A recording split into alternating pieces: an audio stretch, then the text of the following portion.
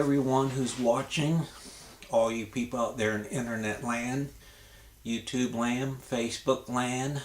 I'm making this video to spotlight an album I brought last week at our local FYE, which is going out of business, and I always feel bad when that happens for the employees. And of course, FYE, you know, is the big retailer of DVDs, music, CDs, vinyl albums, and other related items.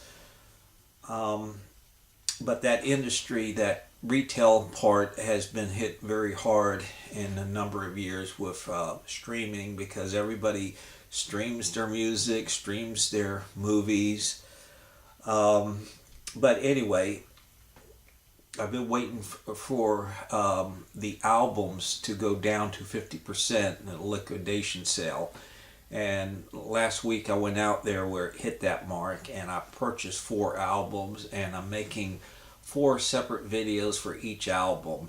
Last week I posted one for the 1980 album Touch and Go by the Cars, and it was reissued 180 gram vinyl 2017. For this video, making one for the 1991 release Achtung Baby by U2. At first, I'm going to show off the packaging. 1991 when it came out, everybody, CDs were the thing. Albums had been phased out, so if you wanted to buy the music, you went out and bought the CD. It has a booklet, lyrics and credits and everything.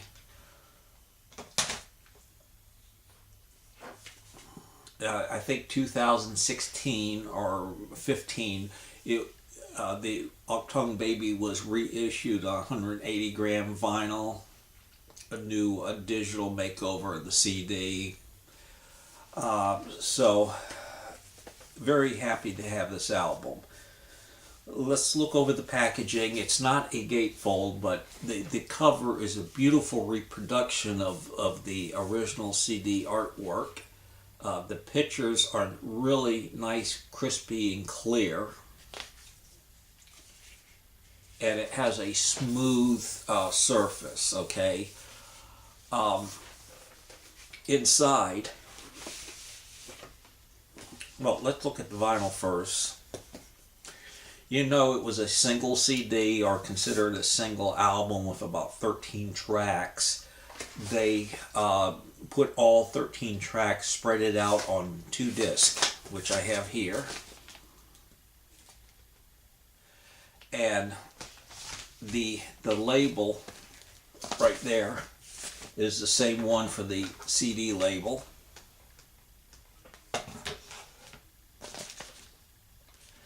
And the 2 envelopes the discs are in is lined up with the plastic lining instead of this paper. That helps prevent paper marks on the album surface. Paper marks won't affect the sound, but it will leave like a fume, you can see. Even with that, when I take an album out, I plop it on my knees, kind of spread out the envelope like that, and slide the album out where it won't even touch any surface. The print, the label print is beautiful, along with the album. Everything is shiny and new. Then they also include 2 inner sleeves, if you want to slide the albums into, along with the sleeves. Got 2 of them. This is the same thing. More pictures of the that was with the original release of the album. Again, very nice reproduction. The pictures are very clean and clear, and they're also bigger too. That's the thing about albums. The artwork comes out bigger.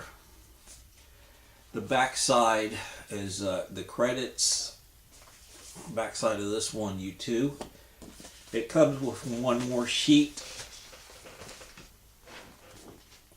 of lyrics and a few credits. It has a download card, which is nice. And also, since I'm a completist, I keep this too. This is the sticker for the shrink wrap. And it reads, remastered and pressed on 180 gram vinyl, includes digital download. So I will keep this as part of the package. I've already listened to this album a number of times, the remastered, and it sounds fabulous. The detail, the clarity in the music is just really comes out compared to the CD or the original CD release. It's been remastered as well on CD, so I guess it would sound better than my original copy, which I brought in 1991. Bit history on YouTube, on their album releases, on their music. They released, I think, 1979 and then 1981, their debut album, Boy, and follow-up, October.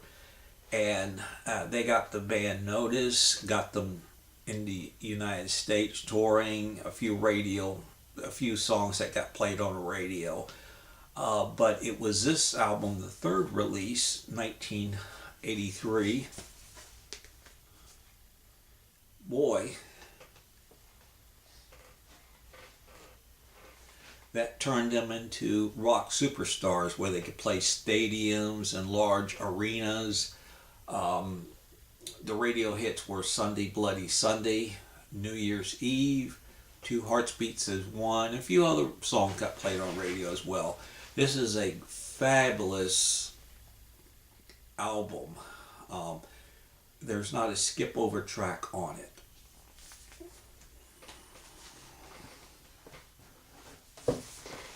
2 years later, they released a follow-up, The Unforgettable Fire, and the radio songs were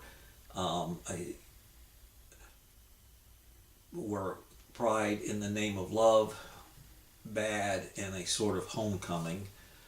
They went in another direction compared to War, not the big stadium shout out slogan which they were afraid might become. They wanted to just explore musically.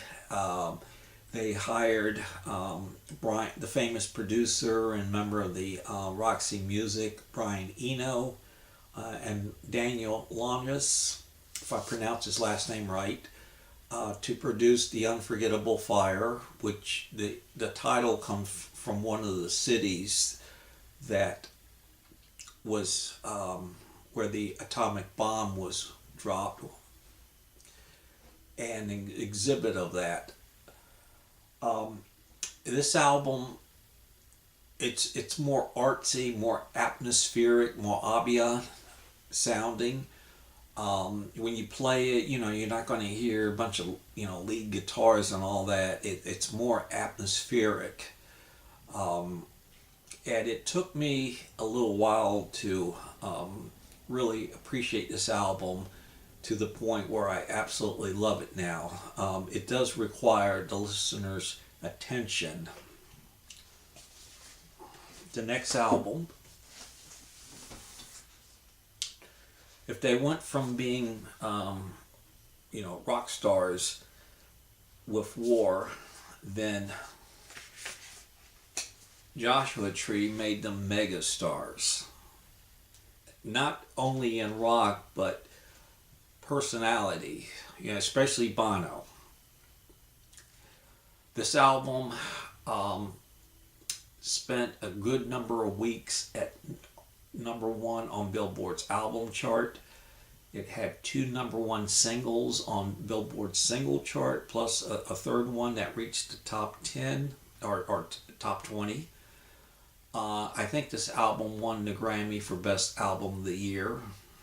And for many, this is the definitive U2 album. They took what inspired the music. Was roots music from Ireland and America, and they kind of fused that into their sound.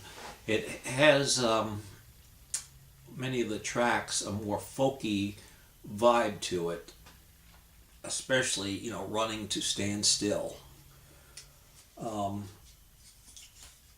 This album, it had the hits, it had the deep album tracks, and it's really a definitive U2 album.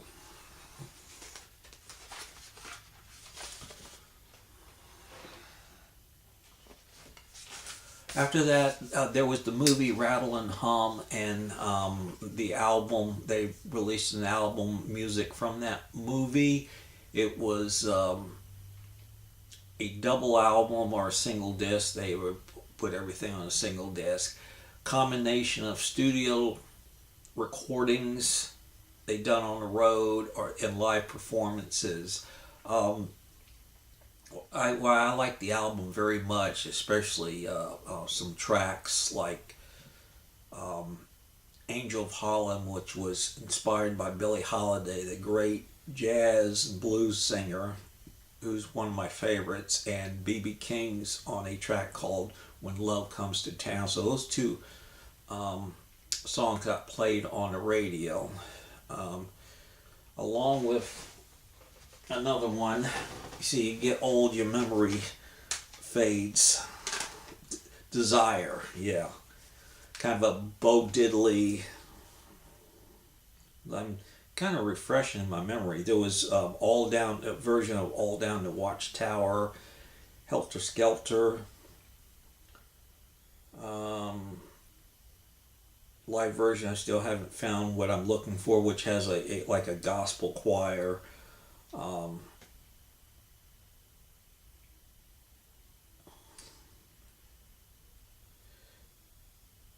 All I Want Is You is a great song.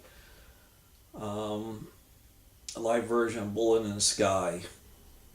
So Rattle and Hum came out, but it wasn't quite the follow-up studio album we were looking for. After the tour of promoting that album, the band took a break. They told their audience they have to redream the dream. And for the next studio album, they went to Germany to record at the same studio where Bowie recorded his German albums. And they went there at the time after the Berlin Wall came down and reunification of Germany. They thought they would find inspiration, celebration, but from what I read, Germany was kind of in a chaotic situation. They said the place was kind of gloomy and a little confusing. And they started to write and record the follow-up, what would become Achtung Baby, and wanted to really go for a new sound. The album was released November 18th, 1991 on Island Records, won Grammy for Best Rock Performance by a group or duel. Achtung Baby has been acclaimed by writers, music critics, and fans as one of the greatest albums of all time, which I agree with. I'm going to provide a link to the Wikipedia write-up about Achtung Baby, which is fabulous because they really go in detail of the making of this album, its release, its promotion, and it's just too much to cover on this video. But I did do some cut and paste cheat notes from it, which I'm using right now. And I'll have to put on my reading glasses. U2 shifted their musical direction to incorporate influences from alternative rock, industrial music, electronic dance music into their sound. Achtung Baby was darker, more introspective, and at times flippant than their previous work. The rhythm section is more pronounced in the mix of on Achtung Baby, and hip-hop inspiration electronical dance beat featured many of the album's tracks like The Fly and Mysterious Ways. The Edge had been listening to industrial bands like Nine Inch Nails, The Young Gods, KMFDM. He and Bono advocated a new direction along these lines. In contrast, Larry Mullen, the drummer, had been listening to classic rock, Hendrix, Cream, Blind Faith, and wanted to kind of mold an album on those influences. And Adam Clayton wanted a more traditional U2 sound. So you had all those ideas going on. And when they got to Germany, reunification time, the Berlin Wall had come down, and they found a studio where they recorded, where they started recording as in disarray, disrepaired, and frustrated that they weren't getting the sound they wanted, and even considered breaking up.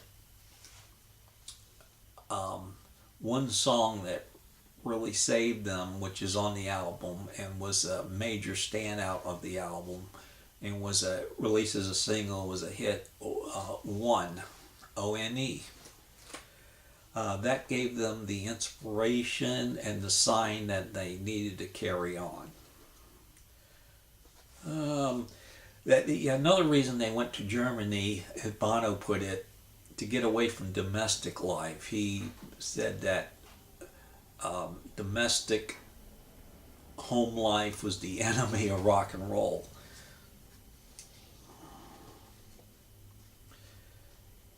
During this period, Bono and The Edge increasingly started writing songs together without Mullen, Larry Mullen and Adam Clayton. U2 wanted the record to completely deviate from past work, but they were unsure how to achieve this. Again, Brian Eno and Daniel Lannis was called back to produce the album, and Brian Eno heard the tapes that were made in Germany and assured the group that they were making more progress than what they thought.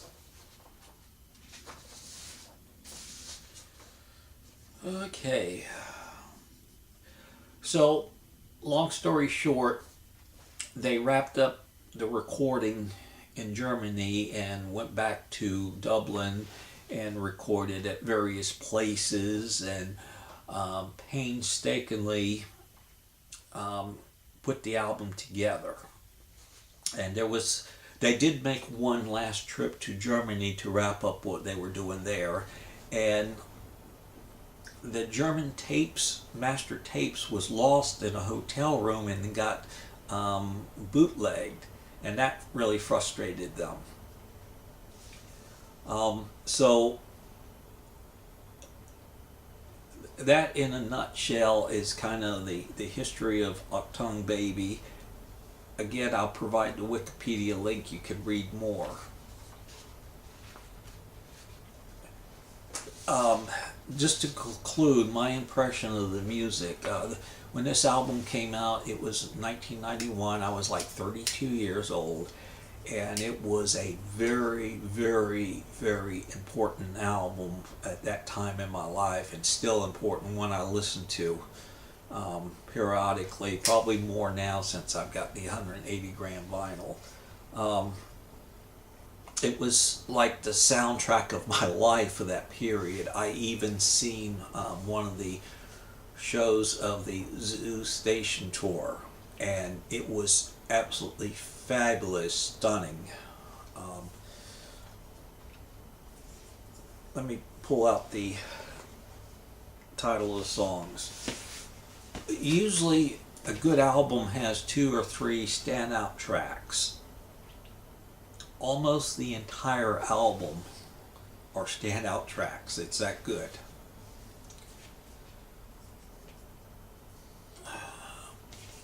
If the Joshua Tree, and referencing another group, if Joshua Tree was their Rubber Soul, then Achtung Baby was their Revolver, because they were really experimenting in the studio and, as it says, using the studio as an instrument. The Edge was using different effects, more distortion, more buzz to his guitar playing, not quite the clean sound from previously. The opening track, Zoo Station, it was deliberately meant to sound like, when you first heard the track, that there was something wrong with the CD. And Bono had disguised his voice in such a way that a bank robber would put a stocking over their head to alter their appearance and disguise their appearance. So most of these songs got played on radio. Even better, The Real Thing, it has a really, really trippy, almost like psychedelic vibe to it. And I would say this about Bono and the Edge. Bono was on top of his game with his lyrics and, of course, singing, and the Edge was on top of his game with the guitars and the effects he used. One, which we talked about, a beautiful, beautiful, heart-wrenching song. Until the End of the World, which is amazing. We were laughing, partying up, but you were talking about the end of the world. Those type of lyrics is great. Who's Gonna Ride Your Wild Horses? So Cruel. And So Cruel has the lyric, I disappeared in you, but you disappeared from me. Great lyrics. The Fly, which developed into an alter ego. And there's of Bono's The Fly, where he wore these like shades and dark suits, that came about a recording of this album. Mysterious Way was like Sly Stone meets U2, very funky, trying to throw your arms around the world. Side 4, as I said, every track really stands out, but there's 2 tracks that are, wow, I like them a lot and they're great. They don't quite stand out as much. Ultraviolet, Light My Way, and Abacat, but they're still good tracks, interesting. And the album ends in a very dark but dramatic way with a song, Love is Blindness, a pumping bass, and it starts off with a really drengy organ, and like you would hear in a dark castle, and then the bass and the congos, and the guitar solo that sounded like it was like a dentist drill, very, very eerie. 1991, music was changing. Grunge was ruling the airwaves, and industrial music, of course, hip hop and rap. So this album really tied in nicely. I consider it to be the best album of the 90s, followed very closely by REM's Automatic for the People. My favorite two albums of the 90s. I could do a separate video and play snippets of the music, but I'm afraid I might be tagged by YouTube for copyright infringement. I would just conclude by saying that if you don't like U2, that's fine, but it would still be worth it to give this album a listen to. If you can find the digital remastered recent releases, or stream it, then do that and just give it the detailed headphone listen. While it might not win you over, I think you'll have a new appreciation for their talents as great songwriters, musicians, artists, as a band.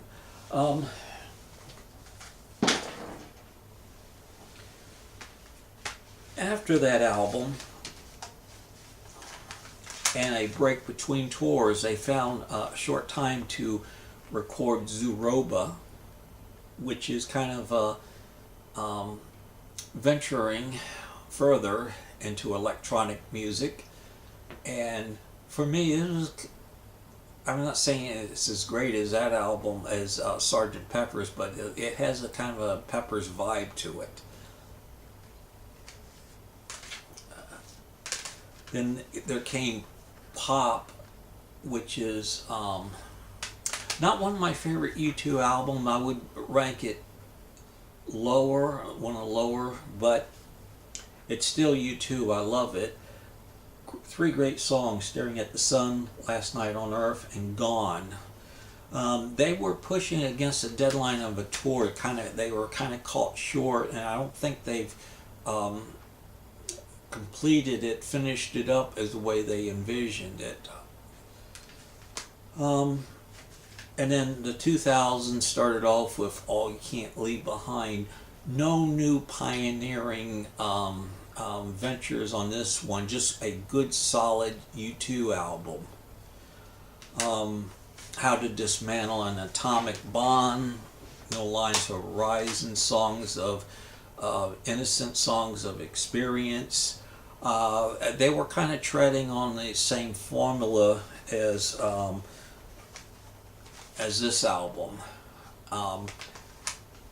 Although I liked all those albums in the 2000s, I think if they're going to stay together and continue to produce albums, the next release, they need to do something very experimental, very different, and kind of break out of the mode they've been into. But anyway, that is my showcase for my purchase of the reissue of Achtung Baby. I welcome your comments very much, and I want to wish everybody a nice day and a good 2019. Take care. Bye.